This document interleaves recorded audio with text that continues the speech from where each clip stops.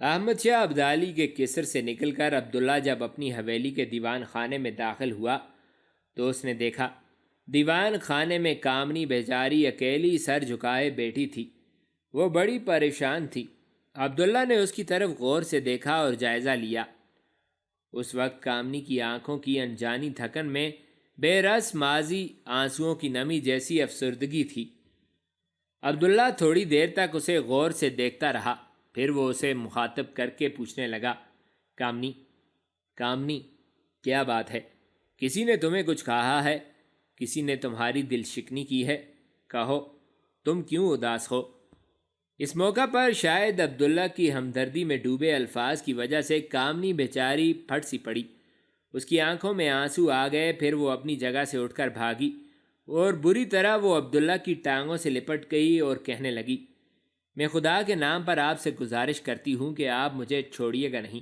اگر آپ مجھ سے شادی نہ کرنا چاہیں تو مجھے اپنے گھر میں لونڈی اور باندی کی حیثیت سے رکھ لیں، پر مجھے اس گھر سے نکالیے گا نہیں، مجھے کسی اور گھر نہ بھیج دیجیے گا۔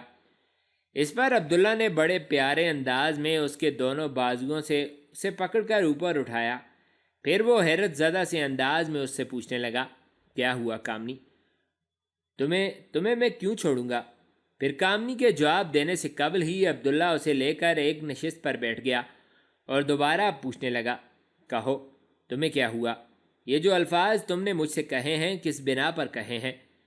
کامنی نے اپنے آپ کو کچھ سنبھالا، پھر وہ کہنے لگی، آپ کے جانے کے بعد میں پاشا کے حرم میں گئی تھی۔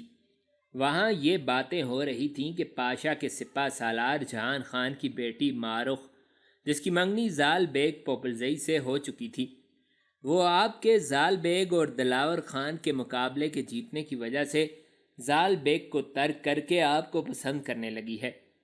پاشا کے حرم میں یہ گفتگو بھی ہو رہی تھی کہ آپ سے چاہت اور محبت کا اظہار مارخ نے اپنی ماں سے بھی کر دیا ہے، اور اس کی ماں نے اس کا ذکر جہان خان سے بھی کیا ہے۔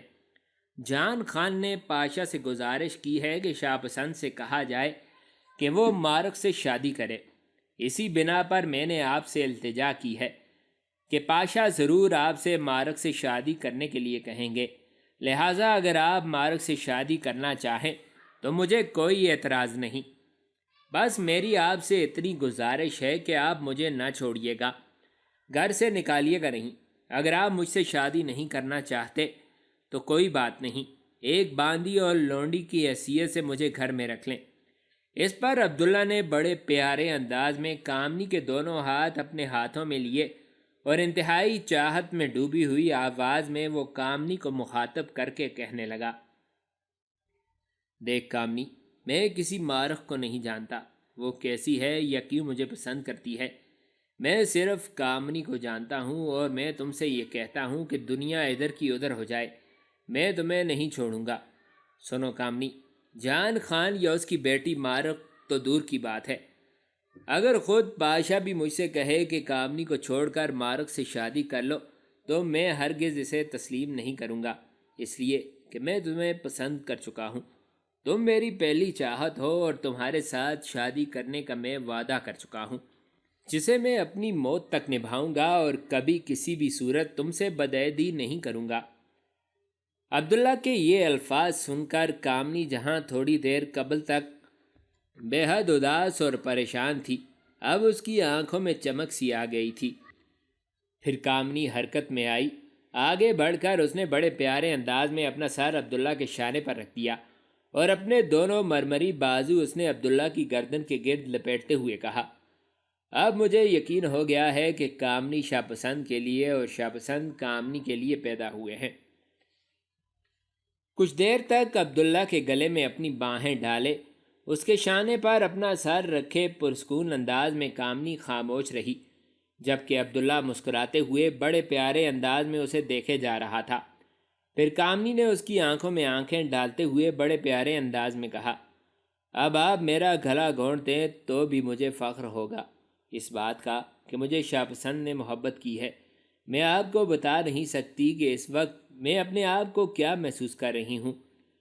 میں اس وقت اپنے آپ کو دنیا کی خوش قسمت، دنیا کی سب سے زیادہ اپنی خوشی اپنی جھولی میں خوشیاں سمیٹنے والی لڑکی محسوس کر رہی ہوں۔ اس پر عبداللہ پھر مسکرا کر اس کی طرف دیکھتے ہوئے کہنے لگا، کامنی، اگر تم اجازت دو تو میں ایک بات کہوں۔ اس پر کامنی علیحدہ ہو گئی اور گلوں اور شکووں سے بھرپور انداز میں کہنے لگی، آپ کو مجھ سے اجازت لینے کی ضرورت نہیں۔ اس پر عبداللہ بولا، دیکھ کامنی، تو جانتی ہے میں ابھی پاشا کے پاس گیا تھا۔ پاشا نے بھی مجھ سے ذکر کیا تھا کہ جہان خان کی بیٹی مارخ مجھے پسند کرتی ہے، لہٰذا پاشا نے میرا عندیہ مجھ سے مانگا۔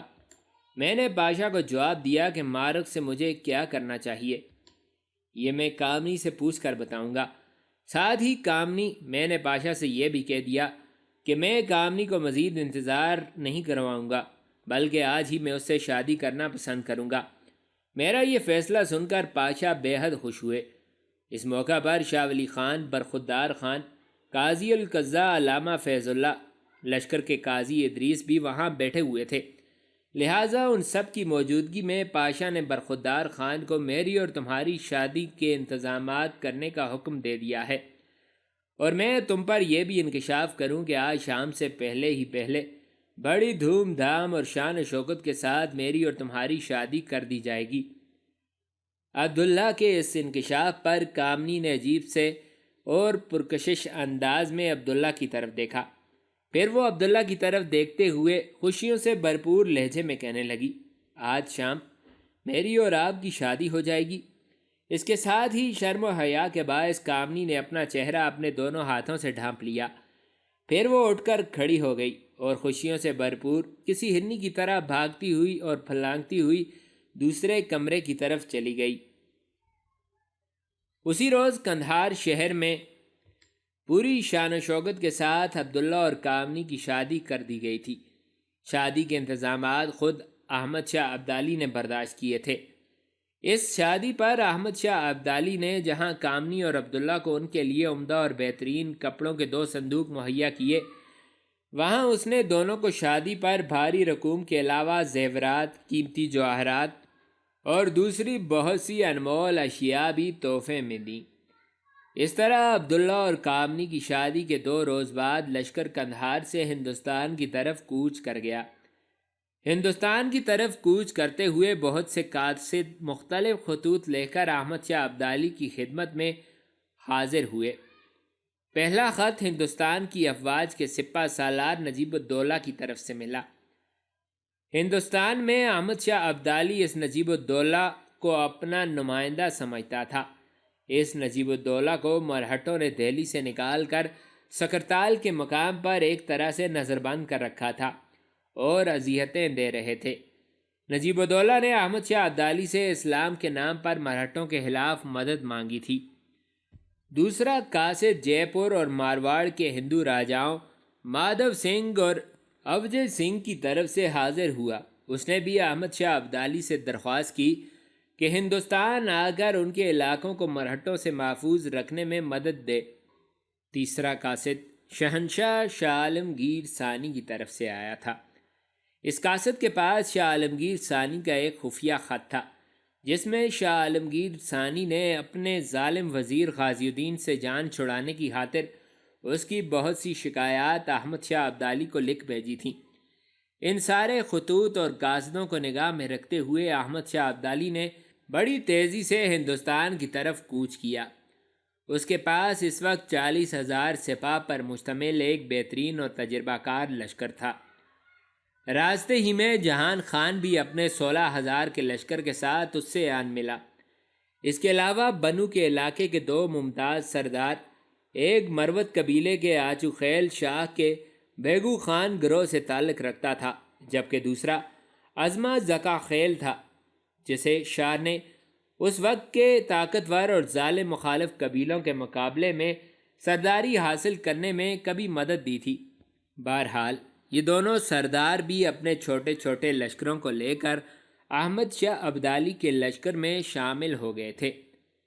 احمد شاہ ابدالی اپنے لشکر کے ساتھ ابھی ہندوستان کی سرحد پر ہی پہنچا تھا کہ اسے خبر ملی کہ مرہٹوں کا ایک جرنیل سباجی اٹک شہر پر قابض ہو گیا ہے اور شہر کو اس نے لوٹ لیا ہے۔ یہ خبر سنتے ہی احمد شاہ ابدالی نے اپنے سپہ سالار جہان خان کو اس کا 16,000 کا لشکر دے کر سباجی کی سرکوبی کے لیے روانہ کیا۔ اٹک شہر سے باہر سباجی اور جہان خان کے درمیان ہولناک جنگ ہوئی، جس میں مرہٹوں کے جرنیل سباجی کو شکست ہوئی۔ سباجی اپنے لشکر کے ساتھ بھاگ کھڑا ہوا۔ اس فتح سے جہان خان کے حوصلے بلند ہو گئے، لہٰذا اس نے مرہٹہ جرنیل کا تعاقب کیا اور قلعہ روہتاس کے قریب پھر اس نے مرہٹوں کو جا لیا۔ بھاگتے ہوئے مرہٹوں کا جہان خان نے خوب قتل عام کیا۔ جہان خان کے اس قتل عام کی وجہ سے مرہٹے ایسے خوفزدہ ہوئے کہ وہ سر پر سینگ رکھ کر بھاگے۔ راستے میں لاہور میں قیام کرنے کے بجائے وہ سیدھے بٹالہ، سرہند اور جالندھر سے ہوتے ہوئے دہلی کی طرف چلے گئے۔ مرہٹوں کو شکست دینے اور ان کا تعاقب کرنے سے جہان خان کے ہاتھ 3,000 اونٹ، 1,000 گھوڑے اور بہت سے سونے چاندی کے سکے لگے تھے۔ اس جنگ میں مرہٹوں کی بہت بڑی تعداد بھی ماری گئی۔ مرہٹوں کی نسبت سکھوں نے بے پناہ قوت اور صبر و شجاعت کا مظاہرہ کیا۔ جہان خان دریائے چناب کے کنارے آ کر رک گیا تھا اور احمد شاہ ابدالی کا انتظار کرنے لگا۔ اتنی دیر تک احمد شاہ ابدالی بھی اپنے لشکر کے ساتھ آن پہنچا۔ پھر متحدہ لشکر نے لاہور کی طرف کوچ کیا۔ لاہور شہر سے باہر احمد شاہ ابدالی اور سکھوں کے درمیان ایک ہولناک معرکہ ہوا۔ یہ انتہائی خونریز جنگ تھی جو کافی دیر تک جاری رہی۔ اس جنگ میں سکھوں کو بدترین شکست کا سامنا کرنا پڑا اور احمد شاہ ابدالی ایک فاتح کی حیثیت سے لاہور شہر میں داخل ہوا۔ مرہٹوں کے مظالم اور قتل و غارت گری کی وجہ سے لاہور میں اس وقت کوئی حاکم نہ رہا تھا، اس لیے احمد شاہ ابدالی کے کہنے پر جہان خان نے ہر جانب اپنے آدمی مقرر کر دیے۔ اس نے لاہور میں جگہ جگہ جناد مقرر کیے اور لوگوں کو آگاہ کیا کہ مسجدوں میں احمد شاہ ابدالی کے بیٹے تیمور کے نام کا خطبہ پڑھا جائے اور اسی کے نام کے سکے جاری ہوں۔ یہ بھی حکم جاری کیا گیا کہ کوئی بھی لشکری کسی شہری کو نہ ستائے۔ احمد شاہ ابدالی نے لاہور شہر میں داخل ہونے کے بعد شاہ ولی خان کے بھتیجے کریم داد خان کو لاہور کا گورنر مقرر کیا، جبکہ گجرات اور رنگ آباد، پسرور، ایمن آباد اور سیالکوٹ کے ضلعوں کا فوجدار اپنے ایک معتمد عالیہ زی خان کو مقرر کیا۔ لاہور میں چند یوم قیام کے بعد احمد شاہ ابدالی نے جہان خان کو مقدمت و جیش کے طور پر سرہند کی طرف روانہ کیا، لہٰذا جہان خان بڑی تیزی سے پیش قدمی کرتا ہوا سرہند پہنچا۔ اس کے پیچھے پیچھے اپنے لشکر کے ساتھ احمد شاہ ابدالی بھی سرہند کی طرف روانہ ہوا۔ ہوندل کے نزدیک احمد شاہ ابدالی نے دریائے بیاس کو پار کیا اور سرہند سے باہر خضرآباد کے مقام پر اس نے پڑاؤ کر لیا تھا۔ دوسری طرف ہندوستان کی سلطنت کے وزیر غازی الدین کو جب احمد شاہ ابدالی کی پیش قدمی کی خبر ہوئی تو وہ اتنا دہشت زدہ اور برافروختہ ہوا کہ اس نے ہندوستان کے شہنشاہ عالمگیر ثانی کو قتل کر دیا، اس لیے کہ شاہ عالمگیر ثانی نے احمد شاہ ابدالی کو خط لکھ کر حملہ آور ہونے کی دعوت دی تھی۔ شاہ عالمگیر ثانی کو قتل کرنے کے بعد غازی الدین نے اپنے پرانے حریف انتظام الدولہ کا بھی گلا گھونٹ کر مروا دیا۔ ان واقعات کی خبر پا کر احمد شاہ ابدالی بے حد مشتعل اور برافروختہ ہوا۔ مرہٹوں کے پیشوا بالاجی راؤ نے احمد شاہ ابدالی کا مقابلہ کرنے کے لیے اپنے سارے لشکروں کا سپہ سالار اور کماندار اپنے بھائی رگھوناتھ کے بجائے ایک نامور اور انتہائی تجربہ کار جرنیل داتا جی کو بنایا۔ جس وقت احمد شاہ ابدالی سرہند کی طرف کوچ کر رہا تھا، اس وقت داتا جی اپنے لشکر کے ساتھ سکرتال کے مقام پر پڑاؤ کیے ہوئے تھا اور یہیں اس نے مغل شہنشاہ کے سپہ سالار نجیب الدولہ کو نظر بند کر رکھا تھا۔ داتا جی کو خبریں پہنچ چکی تھیں کہ احمد شاہ ابدالی سرہند سے جنوب کی طرف بڑھے گا اور نجیب الدولہ جیسے داتا جی نے نظر بند کر رکھا ہے اس کی مدد کے لیے ضرور آئے گا۔ لہٰذا داتا جی نے یہی فیصلہ کیا کہ احمد شاہ ابدالی اور اس کے لشکریوں کو دہلی میں داخل نہ ہونے دیا جائے اور آگے بڑھ کر ان کی راہ روک دی جائے۔ اپنے اس مقصد کی برابری کے لیے داتا جی نے دسمبر کے مہینے میں پانی پت کے نزدیک رامر گھاٹ پر جمنا کو عبور کیا اور تمام غیر ضروری سامان، عورتیں اور بچے اپنے دو جرنیلوں گوبند لال اور ٹکوجی کے ساتھ ایک محفوظ شہر گنجپورہ کی طرف روانہ کر دیے۔ دریا جمنا کو عبور کرنے کے بعد داتا جی نے ایک بہت بڑا ہراول لشکر تیار کیا اور اسے اپنے آگے روانہ کیا تاکہ وہ کم از کم احمد شاہ ابدالی کے ہراول دستوں اور خود احمد شاہ کے لشکر سے ٹکرائے، اس لیے کہ داتا جی چاہتا تھا کہ احمد شاہ ابدالی کی قوت کا اندازہ لگائے۔ ساتھ ہی داتا جی نے چند دستے اپنے ہراول دستے کی حفاظت کے لیے گھات میں بھی بٹھا دیے تاکہ اگر اس کے ہراول لشکر کو پسپائی کا منہ دیکھنا پڑے تو گھات میں بیٹھے ہوئے دستے احمد شاہ ابدالی کے لشکر پر اچانک حملہ آور ہو کر اس کی شکست کو فتح میں تبدیل کر دیں۔ اپنے اس ہراول لشکر کا سپہ سالار داتا جی نے اپنے ایک نامور اور انتہائی تجربہ کار جرنیل بوٹے کی کمان میں دے دیا تھا۔ یہ ہراول لشکر تھانیر کے نزدیک تراوڑی کے تاریخی مقام پر آ کر خیمہ زن ہوا تاکہ احمد شاہ ابدالی کے لشکر سے ٹکرائے۔ داتا جی کا لشکر ابھی دریا جمنا کو عبور کر ہی رہا تھا کہ احمد شاہ ابدالی کے طلایہ گر دستوں نے اسے خبر دی کہ داتا جی ہراول لشکر کی آڑ میں افغانوں کی قوت کا اندازہ لگانا چاہتا ہے اور وہ اپنے ہراول لشکر کی حفاظت کے لیے مزید 2 لشکر بھی گھات میں بٹھانے کا عزم کیے ہوئے ہے۔ یہ خبریں ملنے کے بعد احمد شاہ ابدالی نے فوراً شاہ ولی خان، جہان خان، برخودار خان اور عبداللہ کو اپنے خیمے میں طلب کیا۔ جب یہ چاروں احمد شاہ ابدالی کے خیمے میں داخل ہوئے تو احمد شاہ نے ان چاروں کو پوری صورتحال سے آگاہ کیا اور ان سے مشورہ طلب کیا۔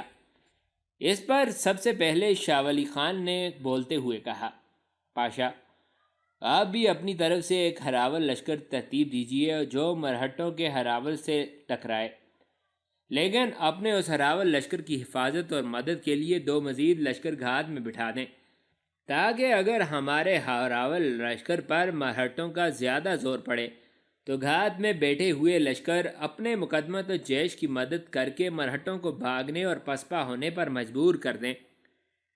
شاہ ولی خان جب خاموش ہوا تو عبداللہ بولا اور احمد شاہ ابدالی کو مخاطب کر کے کہنے لگا، پاشا، اگر مرہٹے ہمارے خلاف کوئی چال اور فریب کاری سے کام لے رہے ہیں تو ہمیں بھی ان کے خلاف ایسی ہی جنگی چال چلنی چاہیے۔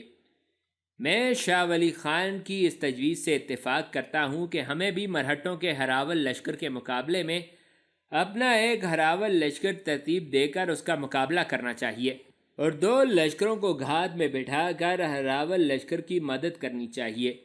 لیکن میرے ذہن میں ایک مختلف طریقہ کار بھی ہے، اور یہ کہ جیسا کہ آپ نے بتایا کہ مرہٹے تراوڑی کے تاریخی میدان کی طرف بڑھیں گے اور یہی ان کا ہراول لشکر ہمارے ساتھ ٹکرانا چاہتا ہے، لہٰذا میری تجویز یہ ہے کہ تراوڑی کے میدان میں مرہٹوں کی آمد سے پہلے ہی ہمیں اپنے ہراول لشکر کو وہاں پہنچا دینا چاہیے اور ہراول لشکر سے تھوڑا سا پیچھے دائیں بائیں 2 مزید لشکر گھات میں بٹھا دینے چاہیے۔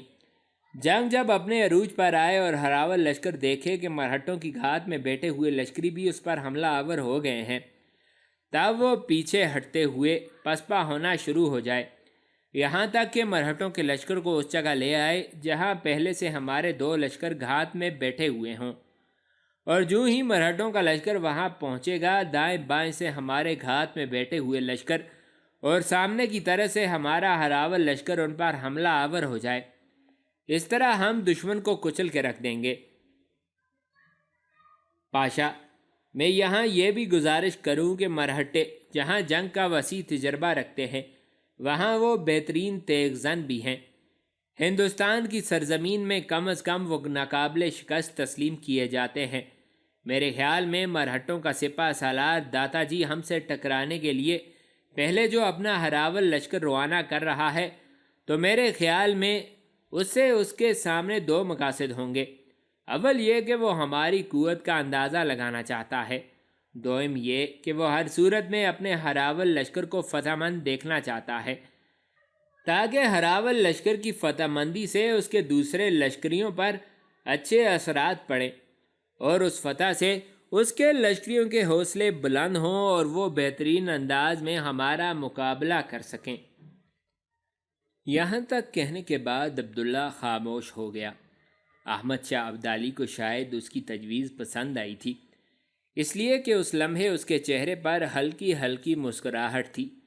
پھر احمد شاہ ابدالی نے کچھ سوچا، اس کے بعد وہ فیصلہ کن انداز میں بولا اور کہنے لگا، سنو میرے رفیقان دیرینہ، شاہ پسند نے جو تجویز پیش کی ہے وہ قابل عمل بھی ہے اور میرے دل کو لگی بھی ہے، لہٰذا اب میرا فیصلہ بھی سنو جہان خان کی سرکردگی میں اس وقت جو 16,000 کا لشکر ہے وہی ہراول لشکر کے طور پر کام کرے گا اور جہان خان ہی اس لشکر کی کمانداری کرے گا۔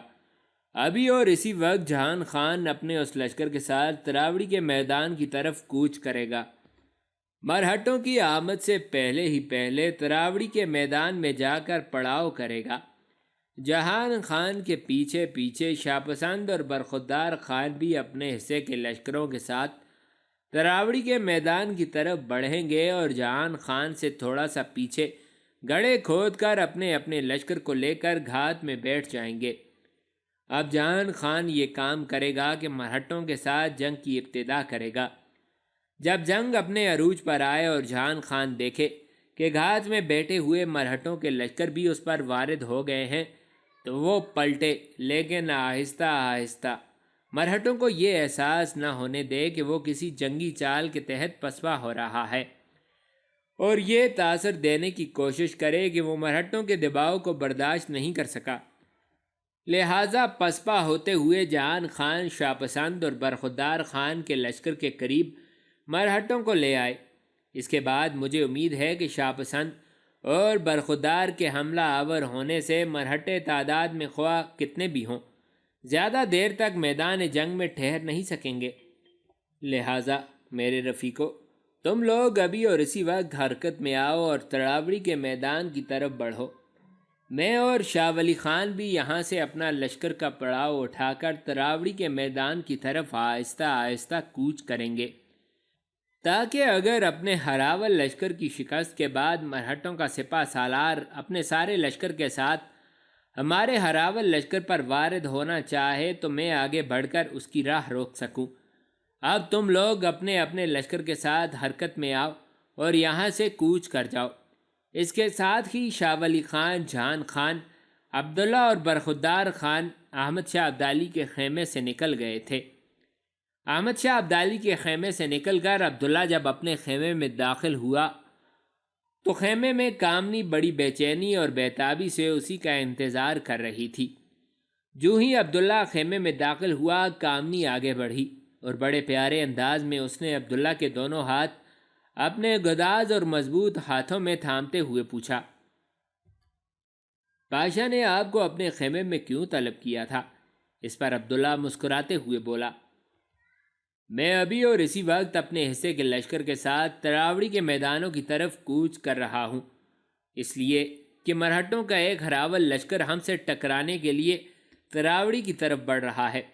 سب سے پہلے جہان خان اس لشکر سے ٹکرائے گا، میں اور برخودار خان اپنے حصے کے لشکر کے ساتھ گھات میں رہیں گے اور مناسب موقع پر مرہٹوں پر حملہ آور ہوں گے۔